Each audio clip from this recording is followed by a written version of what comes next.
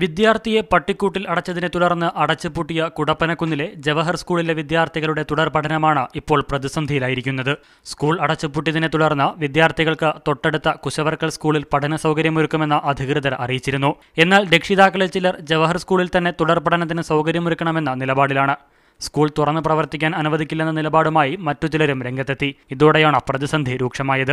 വിഷയം ചർച്ച ചെയ്ത് തിങ്കളാഴ്ചയ്ക്ക് മുമ്പ് തീരുമാനമെടുക്കുന്നതിന് ADMന്റെ അധ്യക്ഷതയിൽ സർവകക്ഷി യോഗം ചേർന്നു. അതിനിടെ ബാലാവകാശ കമ്മീഷൻ സ്കൂൾ സന്ദർശിക്കുകയും വിദ്യാർത്ഥിയിൽ നിന്ന് മൊഴിയെടുക്കുകയും ചെയ്തു. പ്രഥമദൃഷ്ട്യാ കുറ്റം നടന്നതായി ബോധ്യപ്പെട്ടുവെന്ന് കമ്മീഷൻ അറിയിച്ചു. കുട്ടികളുടെ മൊഴി രേഖപ്പെടുത്തിയതിൽ നിന്നും പ്രഥമദൃഷ്ട്യാ ഇത്തരമൊരു സംഭവം നടന്നതായാണ് കമ്മീഷന് പ്രാഥമികമായി അറിയാൻ കഴിയുന്നത്.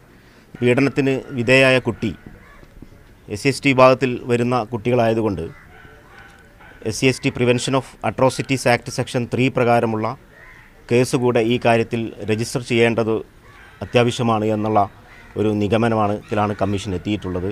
ആ കാര്യത്തിൽ എന്തുകൊണ്ട് SC/ST ആക്ട് പ്രകാരമുള്ള വകുപ്പുകൾ രജിസ്റ്റർ ചെയ്തില്ല എന്നതിനെ സംബന്ധിച്ച് പോലീസിൽ നിന്നും കമ്മീഷൻ വിശദീകരണം ആവശ്യപ്പെടും.